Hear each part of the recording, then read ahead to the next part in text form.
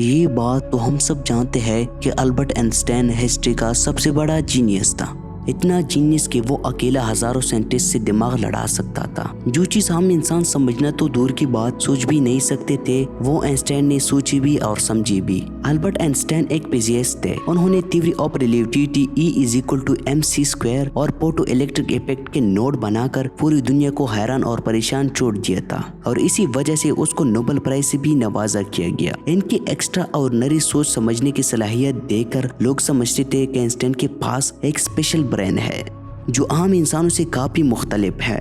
اس بات کو آئنسٹائن کو خود بھی اندازہ تھا، اسی وجہ سے وہ نہیں چاہتے تھے کہ مرنے کے بعد ان کی باڈی کے کسی بھی حصے پر ریسرچ کیا جائے، بلکہ انہوں نے یہ انسٹرکشن دے رکھی تھی کہ مرنے کے بعد ان کی باڈی کو جلا کر راکھ دیا جائے۔ لیکن پھر وہی ہوا جس کا آئنسٹائن کو ڈر تھا۔ 18 اپریل 1955 کو پرنسٹن کے ہاسپٹل میں جب آئنسٹائن کا انتقال ہوا تو آٹوپسی کے لیے یعنی موت کی وجہ جاننے کے لیے جو ڈاکٹر آیا اس نے چپکے سے آئنسٹائن کا برین نکال لیا، کیونکہ اس کو یہ جاننے کی کریوٹیوٹی تھی کہ دنیا میں سب سے بڑے جینیس کے برین میں آخر ایسا کیا ہے۔ تو ناظرین، ویلکم ٹو امراض ٹی وی۔ اگر ابھی تک چینل کو سبسکرائب نہیں کیا تو جلدی سے چینل کو سبسکرائب کرے، بیل آئیکن کو دبائے۔ چلو کنٹینیوز کرتے ہیں ویڈیو کو۔ ناظرین، آئنسٹائن کا برین چرانے والا ڈاکٹر تھامس ہاروی، جن کو اپنی ساتھ ہونے والی انجام سے زیادہ اسپیشل برین کی اسٹڈی کرنے میں دلچسپی تھی، کچھ دنوں کے بعد پرنسٹن ہاسپٹل کو ڈاکٹر ہاروی کی اس حرکت کو پتہ چلا تو اس کو جاب سے نکال دیا گیا۔ لیکن ڈاکٹر ہاروی آئنسٹائن کے بیٹے ہینس البرٹ سے جیسے تیسے کر کے پروموشن میں کامیاب ہوئی اور اس کے باپ کی اسپیشل برین کے اندر چھپے راز سے پردہ اٹھا کر پوری دنیا کے سامنے لانا چاہتے تھے۔ اس دن کے بعد شروع ہوا اس برین کا لمبا ترین سفر۔ ڈاکٹر ہاروی ایک پیتھولوجسٹ تھے جو صرف پوسٹ مارٹم کرنا جانتے تھے، اور ان کا صرف خیال تھا کہ وہ اتنی بڑی جینیس کے برین پر ریسرچ کر پائیں گے۔ اب کنڈیشن یہ تھی کہ ڈاکٹر ہاروی برسٹن ہاسپٹل سے جاب سے ہاتھ دھو بیٹھے اور اپنی پیتھولوجسٹ کا آئیڈیا آئنسٹائن کا برین پر جو پہلے ہی ڈاکٹر ہاروی پریزرو کر چکے تھے، اس کو لے کر پینسلوینیا کے شہر فیلاڈیلفیا لے گئے، جہاں انہوں نے برین کی کئی فوٹو لی اور پھر اس کو 240 چھوٹے چھوٹے پیسز میں کاٹ کر پیسز کو الگ الگ چار میں پریزرو کر کے اپنے بیسمنٹ میں چھپا لیا۔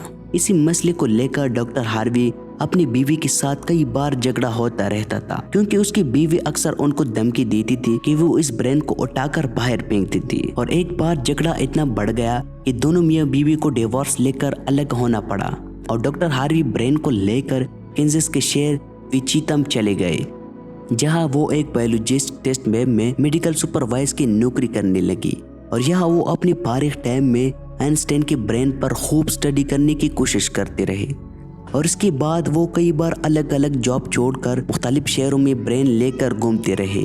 کئی سال گزر چکے تھے لیکن ڈاکٹر ہاروی آئنسٹائن کے برین پر کچھ خاص ریسرچ نہ کر سکے، الٹا ان کا میڈیکل لائسنس ہی کینسل کر دیا گیا، اور نوبت یہاں پر آ گئی کہ ان کو ایک پلاسٹک فیکٹری میں جاب سٹارٹ کرنی پڑی، اور انہوں نے پہلی بار ایک اچھا فیصلہ کیا کہ وہ ان کے برین کے الگ الگ حصوں کو دنیا بھر کے بیسٹ نیورو پیتھولوجسٹ کے پاس ریسرچ ڈیٹیل کے لیے بھیجے گئے، لہٰذا انہوں نے ایسا ہی کیا۔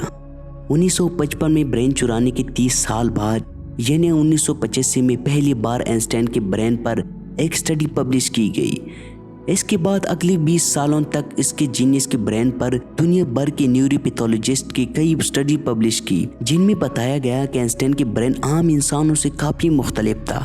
سب سے بڑا ڈفرینس برین کی کارپس کیلوزم نامی حصے میں پایا گیا۔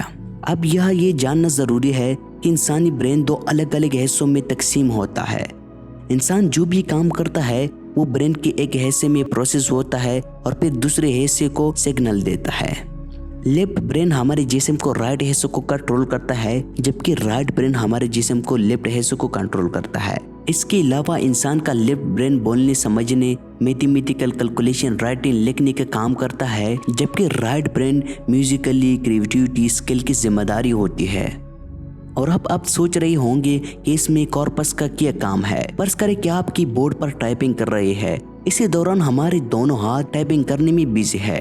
ٹائپنگ کے دوران لیفٹ ہینڈ سے ایک مسٹیک ہوئی اور فوراً اپنا رائٹ ہینڈ استعمال کر کے اس غلطی کو ریموو کیا، تو اس کا مطلب یہ ہوا کہ جب ہمارے رائٹ برین سے مسٹیک ہوئی تو اس نے لیفٹ ہینڈ کو سگنل دے کر اس مسٹیک کو ریموو کر دیا۔ برین کے دونوں حصوں میں थ्रू के साथ कम्युनिकेट करते हैं उसको कॉर्पस कैलोजम कहा जाता है। और आइंस्टाइन की कॉर्पस कैलोजम आम इंसानों के मुकाबले में कुछ ज्यादा ही बड़ा था, यानी उनका लेफ्ट और राइट ब्रेन का आपस में स्ट्रॉन्ग कनेक्शन था, जिसकी वजह से आइंस्टाइन को एक ही वक्त में काफी कॉम्प्लेक्स प्रॉब्लम और सिचुएशन को इमेजिन कर सकते थे। कॉर्पस के बड़े होने के अलावा आइंस्टाइन के ब्रेन में पार्टिशन भी आम इंसानों से काफी मुख्तलिफ था और रिसर्च का मानना था कि इसकी वजह से ब्रेन में न्यूरॉन्स की पलाव काफी बेहतर था। न्यूरॉन्स अच्छे होने का मतलब है कि उनकी मैथमेटिकली कैलकुलेशन काफी ज्यादा स्ट्रॉन्ग थी। आइंस्टाइन मैथमेटिकल सॉल्यूशन को बाहर बुक की कैलकुलेट करते सॉल्व करते थे। न्यूरॉन ज्यादा होने की एक और वजह भी रिसर्च पेपर में बताई गई। आइंस्टाइन के ब्रेन का वजन किया गया तो उसके ब्रेन का वजन 1230 ग्राम था, जो कि आम इंसानों का 1400 ग्राम होता है। रिसर्च का मानना था कि उनके ब्रेन की लाइंस काफी पतली थी, जिसकी वजह से उनमें ज्यादा न्यूरॉन पाए जाते थे। लेकिन सबसे बड़ा सवाल अभी भी वही था कि आइंस्टाइन इस स्पेशल ब्रेन के साथ पैदा हुए या पैदा होने के बाद उनमें चेंजेस हुई।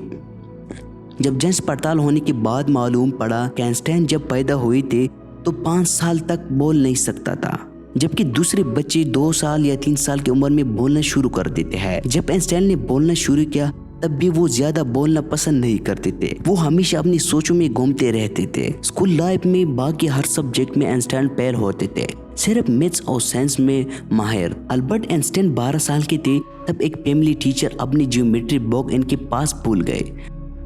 सिर्फ एक ही दिन में आइंस्टाइन वो पूरी बुक पढ़कर अपनी ज्योमेट्री के कॉन्सेप्ट में क्लियर कर बैठे। ना सिर्फ इतना बल्कि 14 साल की उम्र में इंटीग्रल डिफरेंट कैलकुलस के मास्टर बन चुके थे।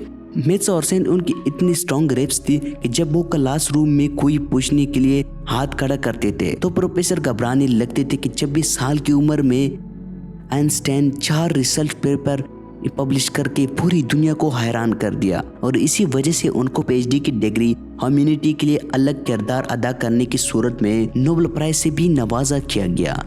छोटी सी उम्र में ऐसा करने से इनका दिमाग डेवलप होता गया। आज भी आइंस्टाइन की ये एक्स्ट्रा ऑर्डिनरी ब्रेन अमेरिका के इलाके द मटर म्यूजियम में मौजूद है, जिसको बड़ी हिफाजत से माइक्रोस्कोप पैलेस में ब्रेस करके रखा गया है। तो नाज़रीन, आज का छोटा सा टॉपिक यही तक थी। उम्मीद करता हूँ आपको पसंद आया होगा। अगर अब तक चैनल को सब्सक्राइब नहीं किया तो जल्दी से चैनल को सब्सक्राइब करें। चलो मिलते हैं न्यू वीडियो के साथ। वस्सलाम।